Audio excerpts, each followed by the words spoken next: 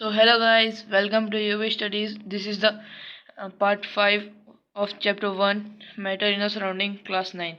So we have completed till the factor affecting evaporation till here. Now I will continue from here. So how does evaporation cause cooling? Evaporation cooling कैसे करता है, ठीक है। तो इसी पे ये टॉपिक बेस्ड है। तो यह है, in an open vessel the liquid keep on evaporating. The particle of liquid absorb energy from surrounding to regain the energy lost during evaporation. तो evaporation cause cooling में ये यहाँ तक इस पॉइंट में क्या कह रहा है कि जो लिक्विड है जो इवेपोरेटिंग जो ओपन वेसल में जो लिक्विड होता है, जैसे कि ये एक this is a vessel, okay, जो इसमें से ये पानी जब ऊपर इवेपोरेट होके जाता है ना, तो the particle of liquid absorb energy from surrounding. तो इसके अंदर के जो पार्टिकल ऑफ लिक्विड है सराउंडिंग में से एनर्जी एब्जॉर्ब कर लेते हैं। एब्जॉर्ब नहीं, मतलब एब्जॉर्ब भी करते हैं और जो सराउंडिंग में से एनर्जी रीगेन भी करते हैं, ठीक है। इवेपोरेशन के वक्त पहले तो वो एनर्जी रीगेन एब्जॉर्ब करेंगे, ठीक है। जैसे कि ये पार्टिकल है, सबसे पहले एब्जॉर्ब करेगा, फिर सराउंडिंग से रीगेन करेगा इवेपोरेशन के समय, ठीक है। देखिए, मतलब इसमें ये सिंपल सा है कि जब इवेपोरेशन का प्रोसेस स्टार्ट होगा तो ये पार्टिकल से जो एनर्जी निकली जाएगी, है ना, जो इवेपोरेटिंग के समय जो पार्टिकल्स से जो एनर्जी निकलेगी, उस जैसी वो एयर में आ जाएगा तो सराउंडिंग से उसकी लॉस्ट एनर्जी, जो एनर्जी उसकी चली गई है ना, तो वही सराउंडिंग से उसको वापस कम बैक हो जाएगा उसकी एनर्जी, ठीक है। तो this absorption of energy from surroundings make the surrounding cool.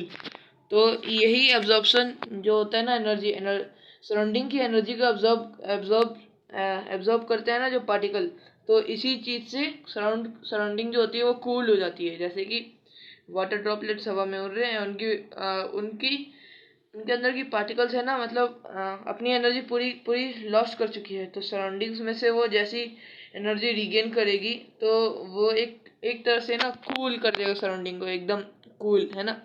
तो इसी से ये हो जाएगा कि जैसी अगर पूछ दिया जाए कि how does evaporation causes cooling, ठीक है, ये क्वेश्चन आ सकता है, तो लिख दीजिएगा when the particle of liquid absorb energy from surrounding to regain the energy lost during evaporation. This absorption of energy from surrounding make the surrounding cool, ठीक है। तो यहाँ से लेके यहाँ तक इसका आंसर हो जाएगा, और इस द से पहले है ना ये when लगा दीजिएगा, ठीक है। When the particle of liquid absorb energy from surrounding to regain the energy lost during evaporation, this absorption of energy from the surrounding makes surrounding cool, ठीक है। फिर इसके बाद देखते हैं और है कि what happen when you pour some acetone nail polish remover on your palm। क्या होगा जब तुम नेल पॉलिश जो होता है ना, मतलब जो हमारे घर में एक नेल पॉलिश होता है, जब उसको हम हाथ पे मतलब डालेंगे, जैसे कि ये हमारा हाथ है, ठीक है, हाथ का पाल्म है, और इस पे हमने ये डाल दिया है, ठीक है, आपने एसीटोन डाला है नेल पॉलिश, ठीक है। नेल पॉलिश रिमूवर को एसीटोन कहते हैं। फिर ये तो क्या होगा हमारे हाथ पे, तो देखते हैं। The particle gain energy from your palm और surrounding and evaporate causing the palm to feel cool. जो पार्टिकल होगा वो हमारे पाल्म है ना, ये पाल्म, इसमें से एनर्जी लेगा, या फिर सराउंडिंग से एनर्जी लेगा, जिससे जब वो इवेपोरेट होगा तो नीचे का सरफेस कूल हो जाएगा, ठीक है। तो जैसी वो एनर्जी लेगा तो इवेपोरेट हो जाएगा वापस। तो इसी absorption of energy is known as evaporation while cooling, ठीक है। तो इवेपोरेशन के समय ही कूलिंग कर देगा। इसी वजह से जब हम हाथ पे एसीटोन डालते हैं तो कुछ समय बाद वो ठंडा ठंडा लगता है, ठीक है। After a hot sunny day people sprinkle water on the roof or open ground because the large latent heat of vaporization of water help to cool the surface। तो जब बहुत ज़्यादा गर्मी पड़ती है तो लोग अपने छत पे और ये बाहर जो ग्राउंड होता है ना, वहाँ पे पानी डालते हैं। इससे क्या होता है कि vaporisation, latent heat of vaporisation का प्रोसेस स्टार्ट हो जाता है।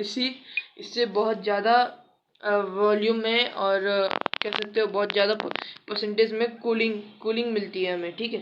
तो can you cite some cities, some more examples, ठीक है। Can you cite some more examples from daily life where we can feel the effect of cooling due to evaporation। तो क्या तुम और कुछ एग्जांपल दे सकते हो जिससे इवेपोरेशन जैसी होगा तो हमें कूलिंग मिलेगा? तो तुम ले सकते हो पहला तो कि हाँ, जो जो हम वाटर पॉट रखते हैं ना, मतलब घर में वाटर पॉट, तो उसमें से हमें ठंडा पानी मिलता है, तो वो असल में यही इवेपोरेशन वाली कूलिंग है, ठीक है। तो इसके पार्टिकल जैसे इवेपोरेट होंगे, नहीं ये छोड़ दो, दूसरे ये एसीटोन वाला ले सकते हो इसके अलावा। या फिर और भी है जैसे कि कूलर, जब कूलर चलता है, ठीक है, जब जैसे ही कूलर चलेगा तो पानी नीचे आता है, पर असल में पानी क्या होता है, बाहर के सन हीट से इवेपोरेट हो जाता है, बहुत जल्दी इवेपोरेट हो जाएगा। तो इवेपोरेट होने से है ना, जो यहाँ पे जब पंखा चलता है तो वो उसका एनर्जी देता है, ठीक है, उसको एनर्जी रिगेन दे देता है। तो उसी से है ना हमें ठंडा ठंडा हवा, हमें एक बहुत ही कोल्ड विंड हमें एब्जॉर्ब होती है, ठीक है। जब जैसे ये कूलर है, इस कूलर में से वाटर ड्रॉपलेट्स आ रहे हैं, तो बाहर की हीट इसे तो सबसे पहले इवेपोरेट कर दी, बहुत जल्दी इवेपोरेट होगा। और ये जो कूलर का विंड होता है, मतलब फैन, ये पार्टिकल्स को एनर्जी दे देगी, जिससे है ना इवेपोरेशन होते ही हमें बहुत कोल्ड इन्वायरमेंट वाला हवा मिलेगा, ठीक है। Why should be where cotton cloth in summer? तो कॉटन क्लॉथ हमें समर में क्यों पहनना चाहिए? क्योंकि ये एयर को एब्जॉर्ब बहुत आसानी से करता है, ठीक है। Cotton absorb air very smoothly and very perfectly, ठीक है। तो इसका एक आंसर दिया हुआ है इधर। During summer we perspire more because of the mechanism of our body which keep us cool. हम समर के वक्त और ज़्यादा स्वेट करते हैं और ज़्यादा पसीना निकालते हैं, हमारे ये बॉडी का मैकेनिज्म है, ठीक है। तो इसी से हमें हमारी बॉडी कूल रहती है। We know that during evaporation the particles at the surface of the liquid gain energy from the surrounding or body surface and change into vapors. The heat energy equal to the latent heat of vaporization is absorbed from the body, ठीक है। तो यही है, जब हमारे body पे जब कोई भी स्वेट का एक ड्रॉप होता है ना, वो मतलब स्वेट होता है हमारे बॉडी पे, तो ये जब स्वेट इवेपोरेट होगा while gaining energy from our body surface और इधर from environment, while evaporating it leaves the surface cool, ठीक है। तो इस इवेपोरेटिंग के समय ये सरफेस को ठंडा करके जाएगा, ठीक है। जैसी एनर्जी आएगी पार्टिकल को, ये हवा में तो जाएगा पर सरफेस को ठंडा करके जाएगा, ठीक है। फिर उसके बाद देखते हैं द हीट। ये तो है कि जो हीट इक्वल है, जो हीट है latent heat of fusion vaporisation में, जो हीट एनर्जी है जो चाहिए होती है ना, वो लेटेंट हीट ऑफ वेपोराइजेशन के बिल्कुल इक्वल है, और वो हमारे body is absorb from the body living the body cool. और यही मतलब ये हीट एनर्जी या फिर लेटेंट हीट ऑफ वेपोराइजेशन का प्रोसेस जब काम करता है, तो बॉडी के स्वेट है ना, जब भाप बनते जब वो वेपर्स बन जाएंगे, तो वो बॉडी सरफेस को कूल करके जाएंगे, ठीक है, leaving the body surface cool. तो cotton being a good absorber of water help in absorbing the sweat and exposing it to the atmosphere for easy evaporation. तो कॉटन एक बहुत अच्छा एजेंट है वाटर एब्जॉर्बिंग का, और ये वाटर को एब्जॉर्ब करते ही सीधा एटमोसफेयर में रिलीज कर देगा, तो इससे इवेपोरेशन आसान हो जाएगा और हमारे अंदर हमें बहुत कूल फील हो जाएगा, ठीक है। तो फिर आगे देखते हैं। ये फिर आता है why do we see water droplets on outer surface of glass containing ice cold water. तो हम जैसे कि ये दिस इज अ ग्लास का filled with a cold water, तो हम बाहर के सरफेस पे वाटर ड्रॉपलेट्स क्यों देखते हैं, ठीक है। तो इसके लिए एक एक्टिविटी चलो कर लेते हैं कि let's take some ice cold water in a tumbler की जगह हम लोग ग्लास लेंगे, ठीक है। इस ग्लास में हम आइस कोल्ड वाटर, ठीक है, आइस कोल्ड वाटर लेंगे, ठीक है, जिसमें बर्फ भी होगा और पानी भी होगा, ठीक है। तो ये बर्फ और पानी इसमें है। Soon we will see water droplets on the outer surface of tumbler. Tumbler तो जैसे कि इस ग्लास में ये बर्फ और पानी है, तो कुछ देर बाद हमें बाहर वाटर ड्रॉपलेट्स दिखाई देंगे। क्यों? क्योंकि the water vapours present in air on coming in contact with cold glass of water lose energy and get converted to liquid which we see on water droplets। तो ये क्यों होता है कि जो वाटर वेपर जो एयर में present होंगे ना, वो इस कूल ग्लास के सरफेस से चिपक जाएंगे, मतलब अट्रैक्ट हो जाएंगे और अपनी एनर्जी को लूज कर देंगे। लूज हो जाएंगे तो वाटर वेपर सीधा लिक्विड फॉर्म में आ जाएगा।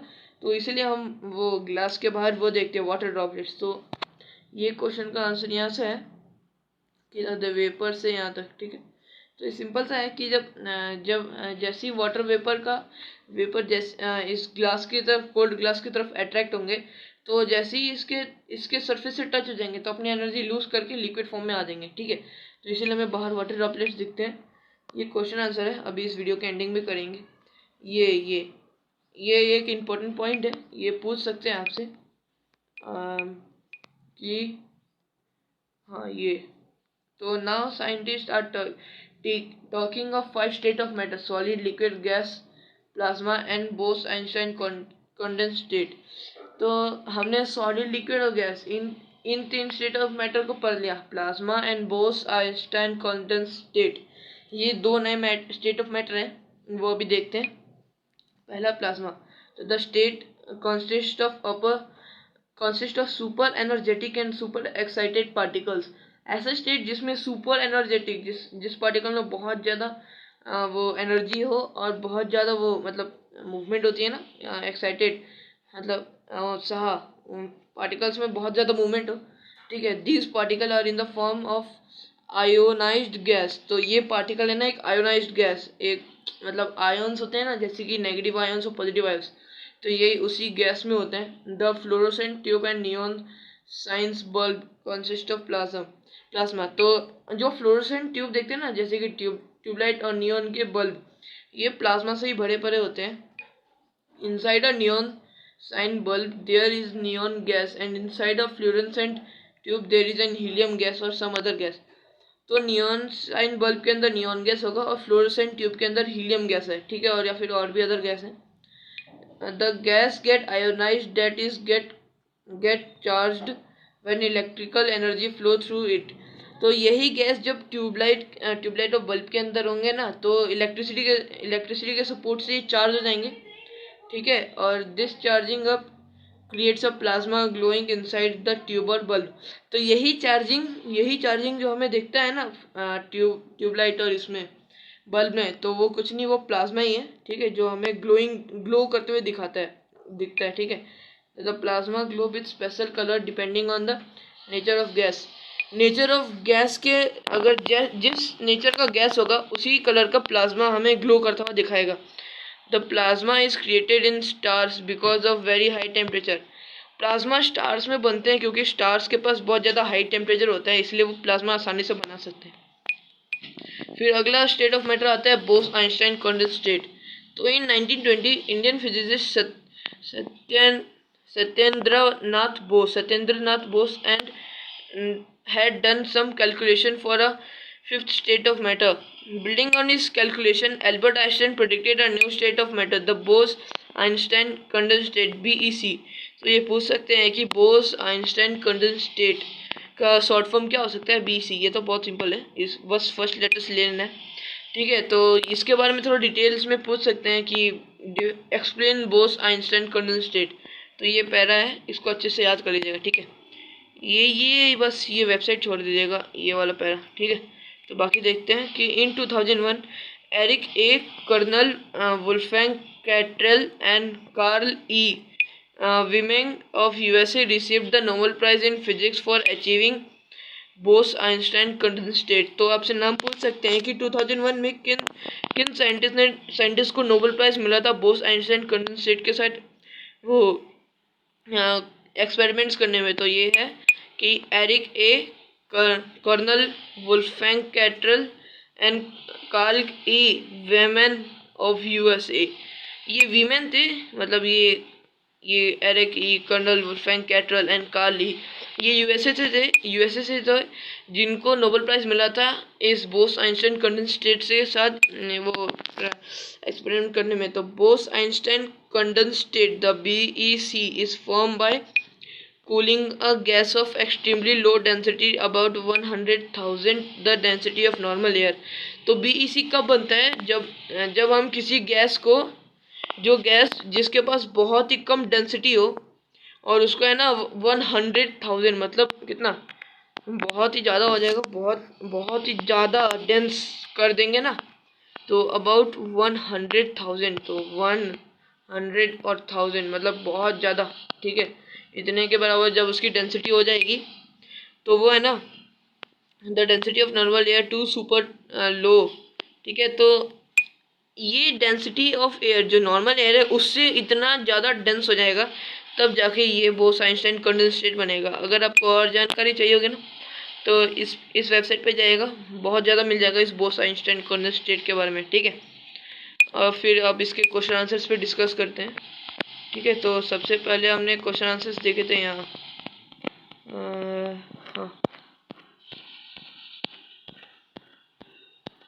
हाँ ये तो ये क्वेश्चन आंसर्स अभी डिस्कस करते हैं कि which of the following are matter. तो कौन इन सब में से मैटर कौन सा है?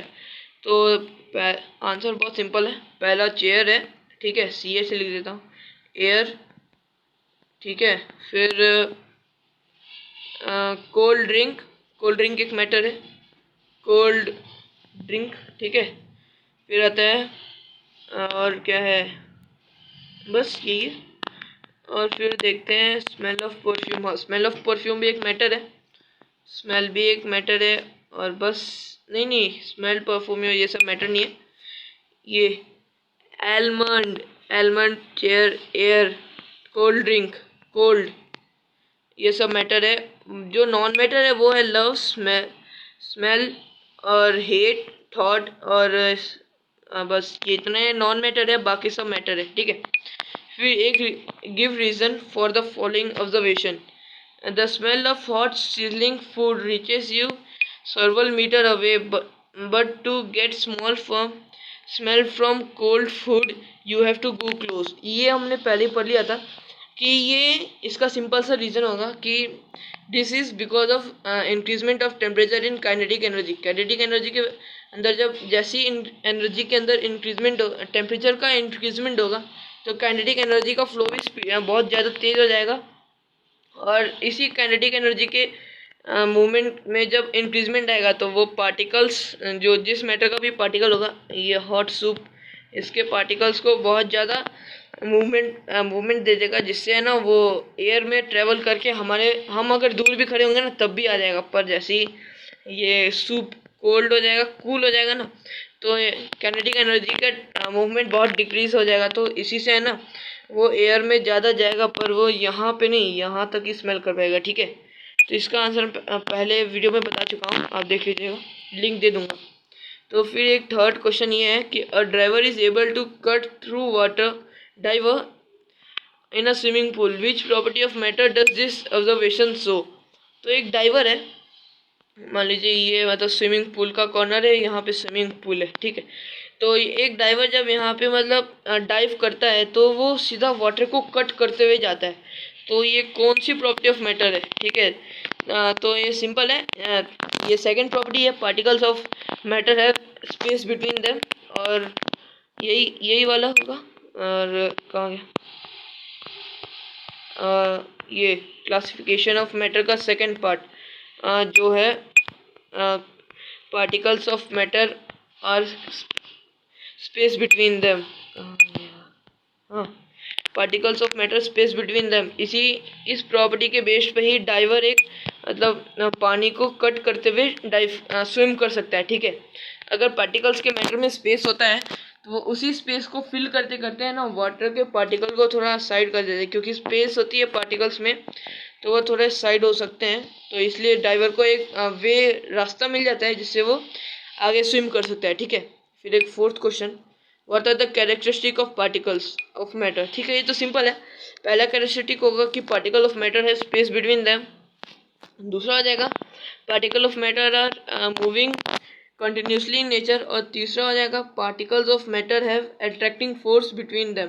ठीक है, तो ये थर्ड पार्टिकल ये है particle of classification of matter का, कि particle of matter attract each other.